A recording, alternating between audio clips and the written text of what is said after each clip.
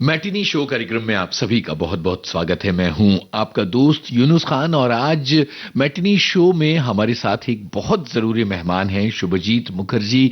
बहुत बहुत स्वागत आपका। बहुत बहुत धन्यवाद सर। आपकी जो टी शर्ट है उस पर लिखा है जल है तो कल है। जी। अब चूंकि हम रेडियो में बैठे हैं तो मुझे एक दृश्य खींचना होगा ना कि लोगों को पता चले। और आप पानी की दुनिया में काम कर रहे हैं, पर्यावरण की दुनिया में काम कर रहे हैं। मुझे ये बताइए कि ये जो बारिश के दिन हैं इनमें सबसे जरूरी गतिविधि क्या है? देखिए, बारिश भगवान का आशीर्वाद होता है। क्या प्यारी बात बोली आपने। चाहे आप कुछ भी दुनिया का एक्टिविटी हो, कोई भी, रोटी कपड़ा मकान से भी पहले पानी आता है। आप बिना रोटी के थोड़ा समय तक रह सकते हैं, बिना कपड़े के तो आराम से रह सकते हैं, बिना मकान के रह सकते हैं, बिना पानी के 4 घंटा नहीं रह सकते। तो इसलिए कोई घर में आता है, दुश्मन भी हो, पानी हम जरूर पूछते हैं।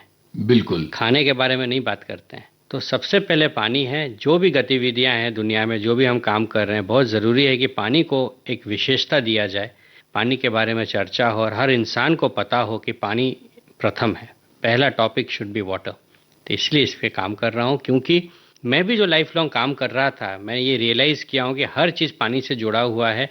और क्योंकि पानी नहीं था इसलिए मेरा काम ठीक से नहीं हो रहा था। और जहाँ जहाँ पानी है वहाँ हर काम अच्छे से होता है। हर इंडस्ट्री, हर फैक्ट्री, हर सर्विसेज पानी के बिना नहीं होगा। टेक्नोलॉजी की बात कीजिए, आप खेती की बात कीजिए, किसी भी इंडस्ट्री की बात कीजिए, उसको कहते हैं वाटर फुटप्रिंट। बिना पानी का कोई भी कार्य सिद्ध नहीं हो सकता। तो इसलिए पानी को लेकर मैं काम कर रहा हूँ, जिसमें बहुत अच्छा लग रहा है, लोग जुड़ रहे हैं। एंड बहुत बहुत धन्यवाद हमारे आदरणीय प्रधानमंत्री जी, जिन्होंने जल जीवन मिशन शुरू किया है। उनका जो सोच है जल संचय जन भागीदारी, इससे लोगों को ये चीज़ समझ में आया है कि नहीं, ये टॉपिक इम्पॉर्टेंट है। लोग इससे जुड़ रहे हैं और अपने अपने तरीके से, अपने अपने ज़रूरत के हिसाब से पानी के ऊपर काम कर रहे हैं। ताकि आज तक लोगों को लगता था कि गलतियां किसी और की है, लेकिन अब समझ में आ रहा है कि हमारी खुद की जिम्मेदारी है, जो हमें निभाना ही पड़ेगा। वाह, बहुत ही जरूरी बात आपने बोली है, जो जनता की भागीदारी की बात बोली। मुझे ये बताइए कि ये जो फील्ड है, ये जो मुहिम है, ये आपने कब शुरू की, इसका कारण क्या था और इसकी उपलब्धियां क्या हैं? ये कब शुरू की थी बोलूँगा तो आपको थोड़ा अजीब लगेगा। मेरा मेन पैशन था कि पेड़ लगाऊंगा। अच्छा। एंड 2010 से मैं बहुत पेड़ लगाया एंड गिनते गिनते एक बार पहुंच गए कि 80,000 पेड़ लग गए। क्या 5 सालों में जी। लेकिन 5 सालों में 2010 से शुरू किया था, 2015 तक 80,000 पेड़ कोई बहुत बड़ा नंबर नहीं है कि कोई बोले कि वाकई यहाँ तो लोग करोड़ों पेड़ लगा रहे हैं। बट उस 80,000 में से 40,000 पेड़ ऐसे ही मर गए। मैं जब गिनना शुरू किया पता चला पेड़ में, क्योंकि पानी नहीं मिला उसको, या तो कभी सूखा पड़ जाता है या ज़्यादा पानी आ जाता है, पेड़ मर जा रहे हैं। अब एक पेड़ में ज़्यादा पानी गिरेगा तो भी मर जाएगा, कम पानी गिरेगा तो भी मर जाएगा। तो मैंने ये रियलाइज़ हुआ कि अगर मैं पेड़ लगाना चाहता हूँ तो हमें पानी का पहले बंदोबस्त करना ही पड़ेगा। जी जी। चाहे एक किसान हो, जो भी हो, जो भी पेड़ रिलेटेड काम करता हो, चाहे वो एक चावल ग्रो कर रहा हो या शुगर ग्रो कर रहा हो या फल ग्रो कर रहा हो, कुछ भी, पानी बहुत ज़रूरी है। चाहे हम जैसे लोग पर्यावरण प्रेमी लोग जो पेड़ पौधे लगा रहे हैं, आज जैसे जो बहुत इम्पोर्टेंट कैंपेन है एक पेड़ माँ के नाम, तो तब मेरे सोच में आया कि हमें पेड़ लगाने से काम नहीं होगा, हमें पानी लगाना पड़ेगा। वाह। तो ट्री प्लांटेशन मत कीजिए, मैं लोगों को बोलता हूँ, आप वाटर प्लांटेशन कीजिए। आप ये सोचिए कि पानी कैसे होगा, क्योंकि बारिश के समय हर जगह हरा भरा हो जाता है अपने आप, क्योंकि पानी रहता है। Water is blessings. एंड हमारा ही एक पृथ्वी ऐसा जगह है जहाँ पानी है, इसलिए हम हैं यहाँ पे। आज अगर चांद पे पानी होता तो मैं गारंटी देता हूँ कि आज अभी समय हम लोग चांद पे बैठ के बात कर रहे होते, पृथ्वी में नहीं बैठे होते। तो पानी यही है और हमें यहीं पे पानी का संरक्षण, सबसे ज्यादा परम संरक्षण पानी का ही संरक्षण है इस समय। तो ये तो तय हुआ कि आपने कैसे शुरू किया जी, कब शुरू किया और उपलब्धियां क्या हैं इसकी? उपलब्धियां तो हो गई है, मेरी उपलब्धि नहीं है, लोगों की उपलब्धि है। शुरुआत 2015 से हुआ, जब मैंने एक सोच निकाला कि पानी व्यर्थ बहुत जाता है। जी जी। चाहे शहर हो या गांव हो, हम सब नहाते हैं। एंड मौका मिला बहुत अच्छे अच्छे लोगों से मिलने का, मौका मिला बहुत साइंटिस्ट से बात करने का, थैंक यू IITs। एंड काफ़ी रिसर्चर्स थे। तो ये पता चला कि घरों में जो पानी होता है, किसी को बोलूं पीने का पानी को आप पेड़ में डालिए तो लोगों को पसंद नहीं आएगा, क्योंकि पीने का ही पानी नहीं है तो पेड़ को कैसे देंगे, क्योंकि यही बात अक्सर होती थी। बिल्कुल बिल्कुल बिल्कुल। तब माइंड में आया कि नहाने का पानी तो व्यर्थ जा रहा है, और घर में जितने भी पानी का जो हम लोग इस्तेमाल करते हैं 40% पानी नहाने में चला जाता है एंड 30% पानी फ्लशिंग में चला जाता है टॉयलेट्स में। टॉयलेट का पानी रीयूज करने के लिए बहुत मेहनत है, बहुत खर्चा है, बट नहाने का पानी एक ऐसा पानी है जिसको हम आराम से फिल्टर करके रीयूज कर सकते हैं, चाहे आपको फ्लशिंग में यूज़ करना हो या पेड़ पौधे में देना हो या टॉयलेट धोना हो या बहुत सारे, इसको हम लोग टेक्निकली कहते हैं नॉन ड्रिंकिंग पर्पस।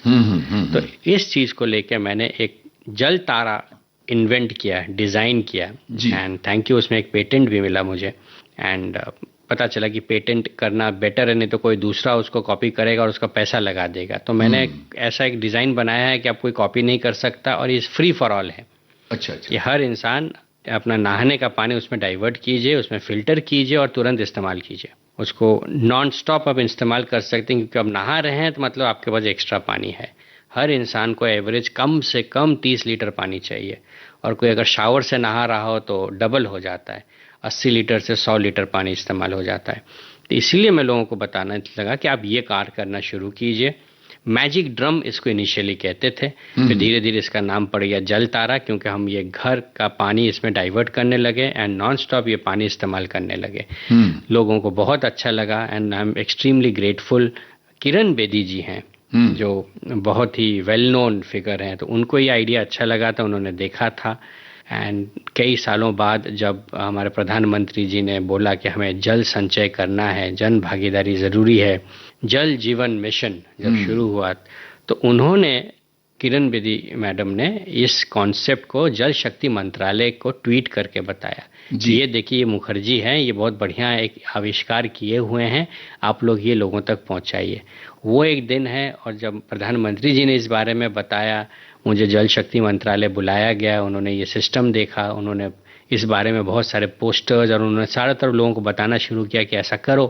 क्योंकि सोच यही है कि एक, अगर हम चाहते हैं कि आज अगर देखा जाए तो 150 करोड़ आबादी में मान के चलता हूँ हमारे देश का, हर इंसान को जोड़ना हो तो 3 पॉइंट बहुत ज़रूरी होता है। एक है कोई भी कार्य ईजी होना चाहिए, आसान होना चाहिए लोगों के लिए। दूसरा, कार्य सस्ता होना चाहिए, मैं बोलूँगा लाखों रुपए खर्चा होगा, लोगों को पसंद नहीं आएगा। एंड तीसरा, क्विक होना चाहिए। मैं ऐसा कुछ काम बोलूँगा कि 2 महीना चले, काम ही चल रहा है, बढ़िया बिल्डिंग बन रहा है, फैक्ट्री बन रहा है, कुछ ऐसा इक्विपमेंट बन रहा है, तो लोग उसमें जुड़ेंगे नहीं। एंड उसी समय स्वच्छ भारत अभियान, तो लोग, उससे भी एक प्रेरणा मिला कि जब करोड़ों लोग जुड़ सकते हैं, तो मैंने सोचा मैं भी एक ऐसा काम करूंगा जिसमें हर इंसान अपने हिस्से का पानी बचाना शुरू कर दे। तो इसीलिए ये गैजेट टेक्निक बनाया गया जल तारा, जिसमें लोग जुड़ने लगे, अपने तरीके से खुद ही इसको इंस्टॉल करने लगे। एंड देखा जाए तो इसमें कोई भी खर्चा नहीं है किसी का।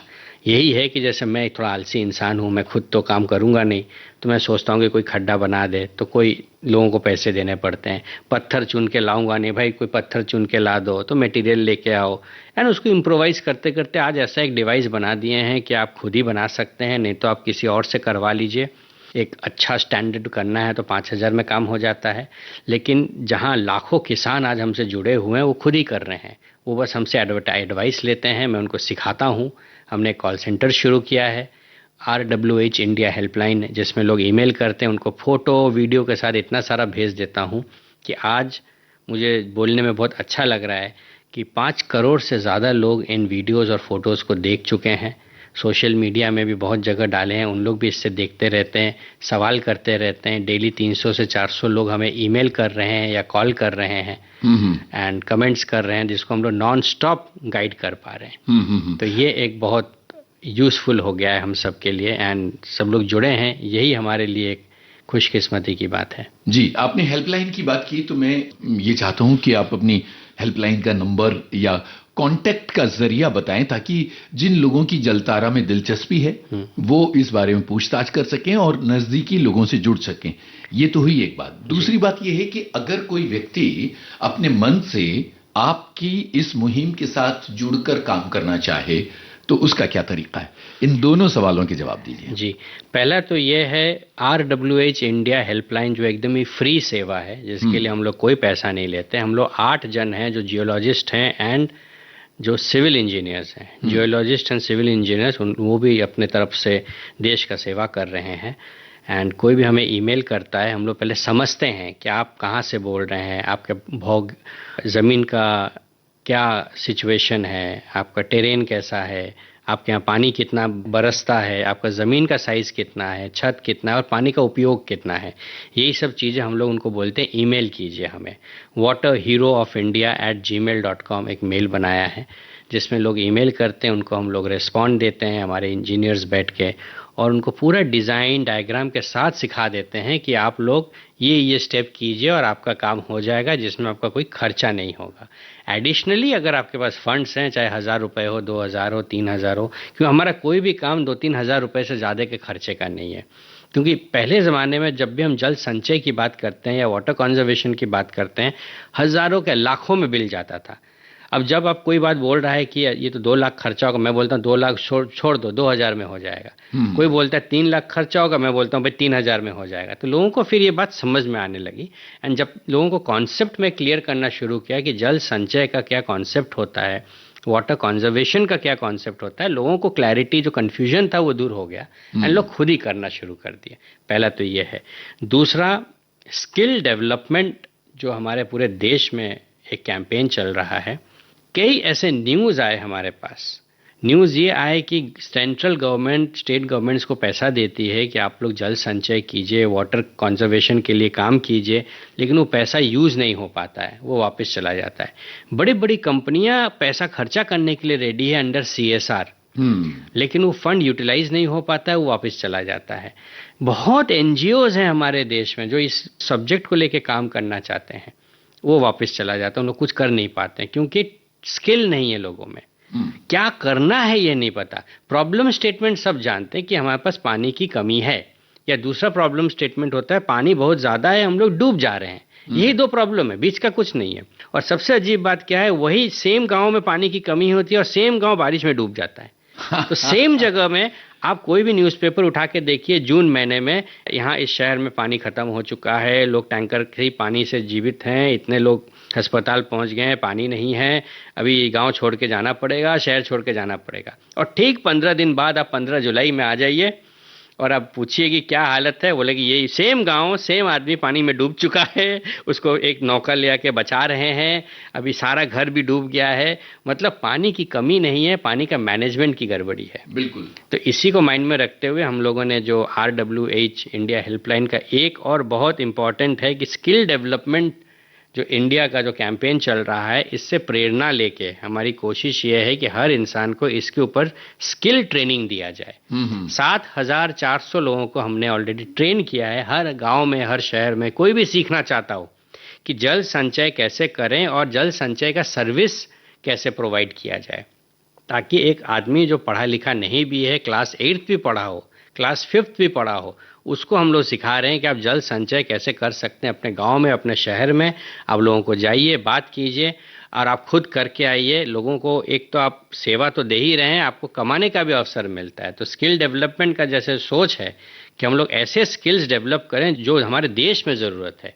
अब जहाँ हमारे देश में जो बहुत सबसे बड़ी ज़रूरत है, जो हमें लगता है, वो पानी की बचत, पानी को लेकर संचय करना, पानी का कैसे मैनेजमेंट करना, इसमें अगर स्किल डेवलपमेंट और क्लासेस हो सकें तो बहुत अच्छा लगेगा। तो thank you government of Maharashtra, उन्होंने भी मुझे एक जगह दिया है PWD के हेल्प से। हेल्थ डिपार्टमेंट ने मलाड वेस्ट मुंबई में 7 एकड़ का ज़मीन उन्होंने अलॉट किया है। एक हॉस्पिटल प्रेमाइसेस हैं। देश भर से कम 300-400 लोग हर महीने आते हैं मुझसे मिलने, जल संचय के अलग अलग विधि समझने के लिए। एंड उसी में लोग ट्रेनिंग लेके जाते हैं और अपने अपने गाँव में, अपने अपने शहर में जल संचय करने का सर्विस प्रोवाइड शुरू करते हैं, जिससे बहुत बड़ा कार्य हो रहा है। 7,500 लोग तकरीबन आपसे 7,400 लोग जी, यानी 100 कम है उसमें। क्या इसमें वो लोग भी हैं जो ऐसे इलाकों से हैं जहां बहुत कम बारिश होती है, जैसे राजस्थान का इलाका है या कच्छ का इलाका है? या बिल्कुल सही बोल रहे हैं, वही हैं ज्यादातर। अच्छा। मध्य प्रदेश, यूपी, थोड़ा बहुत बिहार के एरिया जहाँ फ्लड होता है वो भी लोग आते हैं। अच्छा, वो भी है। क्योंकि सेम ये मैं सोच लीजिए पैरासीटामोल दे रहा हूँ लोगों को, हर चीज में मैं बोलता हूँ पैरासीटामोल ले लो। पानी की कमी है तो भी आपको जल संचय करना है, पानी ज्यादा है तो भी जल संचय करना है, फ्लड आया है तो भी जल संचय करना है। तो इसलिए दो बीमारी है लेकिन इलाज सेम है। इलाज सेम है। हाँ। और वो इलाज मतलब उसकी मुहिम आप तैयार करें। सेंट्रल महाराष्ट्र एंड हमारे ईस्टर्न महाराष्ट्र से, राजस्थान, गुजरात एंड बड़े बड़े म्यूनिसिपल कॉरपोरेशन से लोग आते हैं, दिल्ली जल बोर्ड के लोग आते हैं, जिनका पानी विषय के लेके जो डिपार्टमेंट्स हैं। क्योंकि एक मैंने रियलाइज़ किया है कि क्योंकि मैं 22 अलग अलग स्टेट्स में काम कर रहा हूँ इस समय, तो हर स्टेट का क्या प्रॉब्लम है, क्या क्या जुगाड़ हो सकता है, क्या वर्कआउट हुआ है, क्या नहीं हुआ है, तो सबका थोड़ा थोड़ा मैंने देखा है, काम किया है। तो कई लोग मिलने आते हैं समझने के लिए कहाँ क्या प्रॉब्लम है, किस प्रॉब्लम में किस आइडियाज़ को हम लोग इम्प्लीमेंट कर सकते हैं और किस में क्या फ़ायदा ज़्यादा होगा, किस में फ़ायदा कम होगा, और कम पैसे में जो काम हो सकता है उसके ऊपर हमारा ऑलवेज फोकस रहता है, जिसको हम लोग कहते हैं DIY, डू इट योरसेल्फ। यही तो जन भागीदारी है। बस जन भागीदारी का मतलब ही है DIY। ये आज मैंने आपसे बात करते करते ये मेरे माइंड में आया है, जन भागीदारी मतलब DIY। तो हमारा एक DIY किट है जल संचय के ऊपर, जो मैं सबको देता हूँ, फ्री ऑफ कॉस्ट ही है हर चीज़। क्योंकि जब मैं बोलता हूँ ना आप मुझे waterheroofIndia@gmail.com पे मेल कीजिए तो उनको DIY किट मिल जाता है, उससे उन लोगों का 90% प्रॉब्लम सॉल्व हो जाता है। और उसमें फिर मेरा मोबाइल नंबर दिया रहता है, हमारे इंजीनियर्स का, लोग फ़ोन करके बात कर सकते हैं। एंड एक इंजीनियर के पास 1000 लोग होते हैं जिनको उन लोग सपोर्ट करते हैं, एंड वैसे वैसे हमारे इंजीनियर्स बढ़ते जा रहे हैं। और एक आपको खूबसूरत बात बोलूँगा, इस समय मेरे पास 8 इंजीनियर्स हैं अलग अलग भाषा में। अच्छा। क्योंकि ऐसा बहुत हुआ है कि सबको हिंदी नहीं आती है, सबको अंग्रेजी तो नहीं आती है, बहुत लोग हैं सिर्फ गुजराती बोलते हैं, कन्नड़ा, तेलुगु, मलयालम के लोग हम ढूंढ रहे हैं अभी। नहीं, 7 सिस्टर्स से हम कोशिश कर रहे हैं कि वहाँ के लोग और जुड़े हमसे। एंड वर्क फ्रॉम होम भी हम लोगों ने शुरू कर दिया, जो हमारे आदरणीय प्रधानमंत्री जी बोलते हैं कि वर्क फ्रॉम होम कीजिए। तो ऐसे लोकल लोग हैं, बंगाली तो मैं खुद बोल लेता हूँ, उसमें मैं ठीक ठाक समझ जाता हूँ, मेरी वाइफ इसमें जुड़ गई है, वो मराठी में लोगों को समझाती है। तो एक अच्छा चल रहा है एंड लोगों का एक संतुष्टि है, लोग खुश हो रहे हैं, लोग अपने अपने तरीके से प्रॉब्लम सॉल्व कर रहे हैं, डिस्कशन होता है एंड बहुत एक खूबसूरत तरीके से पूरा देश आगे बढ़ रहा है। वाह, किस तरह के बड़े बदलाव इस पूरी मुहिम के जरिए सामने आए हैं। देखिए, एक कहते हैं ना, स्टिच इन टाइम सेव्स 9। उसको मैं हिंदी में कैसे बता सकता हूँ, इसका हिंदी वर्ड एक कहावत है ऐसा कुछ, कि अगर आप समय पे चीज़ का इलाज कर लें तो बड़ा समस्या बन के नहीं आता है। बिल्कुल बिल्कुल सही है। तो कोशिश ये रहती है कि जैसे ही हमें लगे कि पानी की कमी है तो एक छोटा सा उपाय, जल तारा, एक बड़े समस्या को अंदर आने नहीं देता है, उसके पहले हम लोग सॉल्व कर लेते हैं। समय रहते ही ये उपाय कर लेना, समय रहते ही। जी, बहुत सही बताया आपने। तो कोशिश ये रहती है, जैसे एक देखते पूरा मोहल्ला डूब गया पानी में, अक्सर आता पूरा गांव डूब गया, क्यों डूबता है, ये हमने रिसर्च करना शुरू किया है। पानी की निकासी ठीक नहीं है। हाँ, क्योंकि हम लोग पूरे पानी को एक जगह जमा होने देते हैं। अब सोच लीजिए हमारे सामने बहुत बड़ा टेबल रखा हुआ है, ये सोच लीजिए हमारा पूरा, कहते हैं मुंबई शहर के मान लेते हैं जी। हर शहर में आप देख के लाइए, एक ऊपर वाला जमीन होता है, एक निचली जमीन होती है। अब बारिश तो हर जगह सेम हो रहा है, ऊपर वाले ज़मीन पे बारिश हुआ है, वो सीधा बह के नीचे वाला जो लो लाइन एरिया है वहाँ पहुँच जाता है, तो वहाँ पे वर्षा जल निकासी नहीं हो पाता है। तो जल संचय एक वो तरीका है कि हर आदमी अपना पानी अपने घर में, एक स्कूल का पानी स्कूल में, एक ऑफिस का पानी ऑफिस में, एक प्लेग्राउंड का पानी प्लेग्राउंड में, एक मंदिर का पानी मंदिर में। मतलब हमारे जो आदरणीय प्रधानमंत्री जी बोलते हैं, catch the rain where it falls and when it false.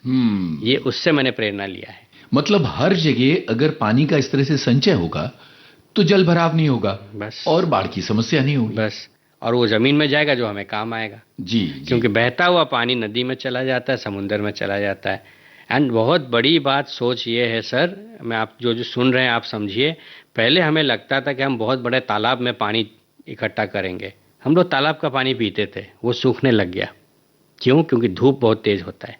फिर हमने कुआं खोदा, लोग इतने हो गए कि कुआं सूखने लग गया, 50 फीट 100 फीट तक हम लोग कुआं खोदे हैं।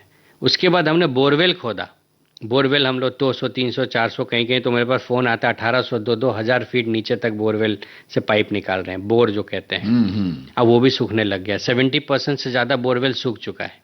लेकिन हमें लगता था कि जाने दो बोरवेल को, जाने दो कुआं को, हम लोग तालाब बनाएंगे, हम लोग बांध बनाएंगे, हम लोग नदियों को रोकेंगे। वो अपने जगह ठीक है, लेकिन जिस हिसाब से इवेपोरेशन रेट बढ़ गया है, उसको हिंदी में क्या कहते हैं, भापीकरण, वाष्पीकरण। वाष्पीकरण के जब ये कॉन्सेप्ट देखा गया था, मुंबई मॉडल अक्सर बात किया जाता था सेंट्रल गवर्नमेंट में। देखिए मुंबई मॉडल कितना कमाल है, इन्होंने बड़े बड़े तालाब बनाए हैं, तालाब में पानी कलेक्ट करते हैं और हम लोग पूरा साल भर उसको इस्तेमाल करते हैं। तो ये चीज़ लोग भूल गए थे कि वाष्पीकरण एक बहुत इंपॉर्टेंट फैक्टर है। आज के समय if I am not wrong 27% वाष्पीकरण हो रहा है इस समय। तो ये वाष्पीकरण 2035 का एक प्रोग्राम इंडिया गवर्नमेंट लेके चल रही है कि उस समय जो सिचुएशन होगा हमें 10 साल पहले लगना पड़ेगा। 1/3 पानी भाप बन के उड़ जा रहा है। जी, इस समय मुंबई में जो पानी की संकट है, पुणे में पानी की संकट है, चेन्नई में पानी की जो संकट है, बिकॉज ऑफ इवेपोरेशन रेट, वाष्पीकरण। गर्मी बढ़ गई है। गर्मी बढ़ गई है। हमें लगता था, पहले लगता था 12% पानी उड़ेगा जी, अभी 23 डबल से ऊपर हो गया। बिल्कुल, यही हमारा प्रॉब्लम है। तो इसलिए अब तालाब हमारा प्रॉब्लम सॉल्व नहीं करेगा। हमें पानी जमीन के अंदर पहुंचाना बहुत जरूरी है। जल संचय का तालाब भी एक तरीका है, लेकिन जल संचय, तालाब का पानी उड़ जा रहा है, पानी जो जमीन के अंदर जाएगा वो कभी इवेपोरेट नहीं होता, आप 100 साल बाद भी निकाल सकते हैं। इसमें बॉटम लाइन ये है कि पानी का ये संचय हम सबको करना होगा। जो पानी की कमी का शोर मचाते हैं, जो अपार्टमेंट्स में रहते हैं, जो पानी को वेस्ट करते हैं, सोसाइटीज, अस्पतालें, उसके अलावा तमाम बंगलोज, ऑफिसेज, प्रार्थना स्थल, हर एक जगह पर लोगों की जिम्मेदारी है कि वो पानी बचाएं, वरना आने वाले कल में दिक्कत होने वाली। ये हर इंसान को अपने हिस्से का पानी, इसको मैं थोड़ा आप जो बोल रहे इसमें बस एक शब्द जोड़ दिया हूं, जरूर। अपने हिस्से का पानी बचाइए बस, दूसरे का मत सोचिए, अपना कर लीजिए तो अपने आप हो जाएगा सब। तो सब अपने अपने हिस्से का पानी बचाएं, तो ये सारी मुहिम जुड़ के एक बड़ा बदलाव ले आएगी। बिल्कुल, इसलिए तो हमारे प्रधानमंत्री जी बोलते हैं जल संचय जन भागीदारी बहुत जरूरी है। बिल्कुल, बिल्कुल। हम लोग क्या लगता है हर दूसरा आदमी करेगा, म्युनिसिपैलिटी काम करेगी, कलेक्टर साहब काम करेंगे, मजिस्ट्रेट साहब का काम है, हमारा काम नहीं है, डीएम मैडम का काम है, ऐसा नहीं होता है। हम सबका, हमारा पानी हमारा घर, हमारा पानी हमारा स्कूल, हमारा पानी होता है जो भगवान ने हमें दिया है, इस जगह के लिए दिया है, हमें बचाना है। तो चलते चलते अपने कॉल सेंटर का नंबर और वो ईमेल आईडी दोबारा बता दीजिए, और ये कि कैसे लोग खुद को इसमें इन्वॉल्व कर सकते हैं। एक इंडिविजुअल भी इससे जुड़ सकता है, क्योंकि ये बहुत पेचीदा काम नहीं है। बिल्कुल, 2 घंटे 3 घंटा मेहनत करना पड़ता है। किसी को भी इस बारे में ज़्यादा नॉलेज चाहिए हो तो waterheroofIndia@gmail.com पे मेल कीजिए, आपको इसमें ऑटोमेटेड रिस्पांस मिलेगा, नंबर्स मिलेंगे, उसको पढ़ लीजिए, फिर हमें फ़ोन कीजिए, हम आपको और भी इसमें डिटेल दे देंगे। एंड प्लस मैं दोबारा बोलूँगा, हमारा जो स्किल डेवलपमेंट कैंपेन चल रहा है पूरे देश में, अगर आप एक सेल्फ एम्प्लॉयमेंट के रूप में भी इसको आप देख सकते हैं। आप खुद सीखिए, अपने गांव में, अपने शहर में ये सर्विस प्रोवाइड करना शुरू कीजिए, ताकि जिस हिसाब से 7,400 लोग इससे जुड़े हैं, और भी लोग इससे जुड़ जाएं और अपना घर भी इसमें चला पाएं।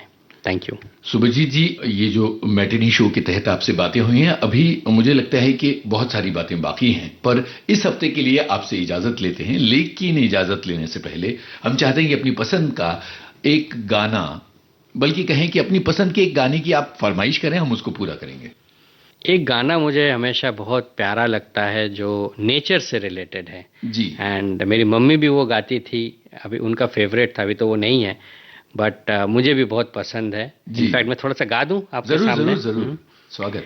हरी हरी वसुंधरा पे नीला नीला ये गगन, वाह वाह, ये कौन चित्रकार है, ये कौन चित्रकार। तो बस ये गाना सुना दीजिए, बहुत दिन हो गए सुने हुए। क्या बात है। बूंद जो बन गई मोती फिल्म का गाना, मुकेश की आवाज, भरत व्यास के बोल और सतीश भाटिया का संगीत।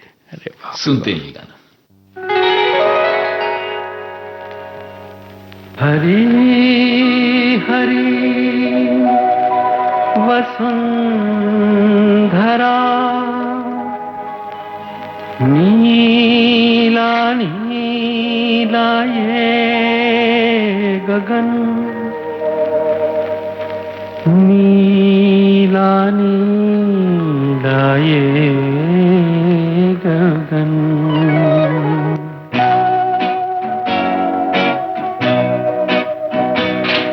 हरी हरी वसुंधरा पे नीला नीला ये गगन, कि जिस पे बादलों की पालकी उड़ा रहा पवन।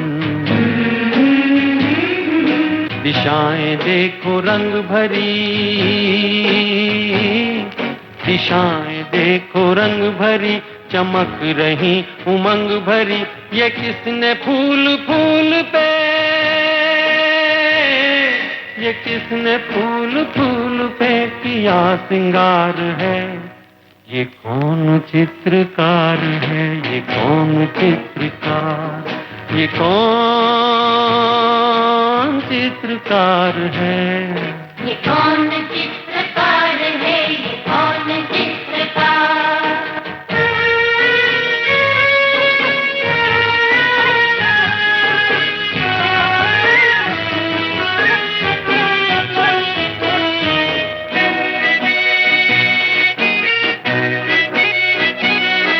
तपस्वियों सी हैं अटल ये पर्वतों की चोटियां।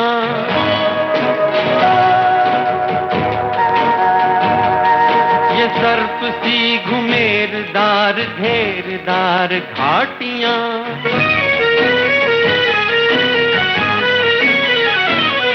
ध्वजा से ये खड़े हुए,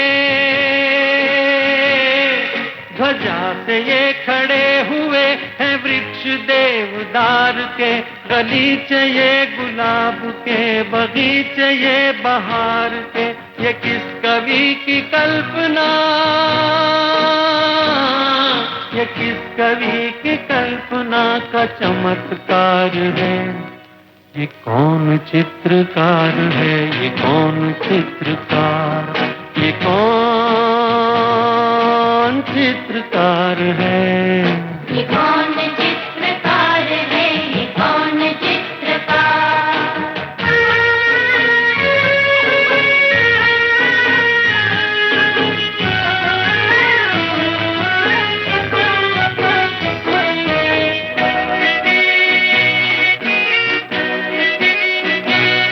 कुदरत की इस पवित्रता को तुम निहार लो।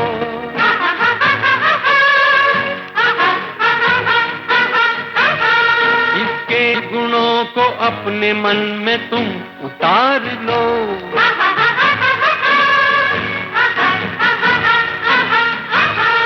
चमका लो आज लालिमा, चमका लो आज लालिमा अपने ललाट की। कण कण से झांकती तुम्हें छवि विराट की।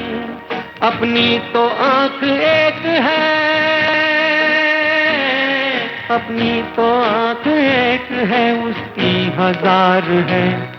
ये कौन चित्रकार है, ये कौन चित्रकार, ये कौन चित्रकार है। ये कौन चित्रकार है, ये कौन चित्रकार। ये कौन चित्रकार है, ये कौन चित्रकार। बहुत बहुत शुक्रिया विविध भारती के स्टूडियो में आने के लिए। अगले हफ्ते फिर मुलाकात होगी और आगे की बातें करेंगे। थैंक यू जी। चलते चलते आपको बता दें कि इस कार्यक्रम की रिकॉर्डिंग इंजीनियर किरण बंग और प्रस्तुतकर्ता जुबैर खान। तो अब यूनुस खान को दीजिए इजाजत। अगले हफ्ते हम फिर मिल रहे हैं मैटिनी शो में और बातें करेंगे जल है तो कल है की।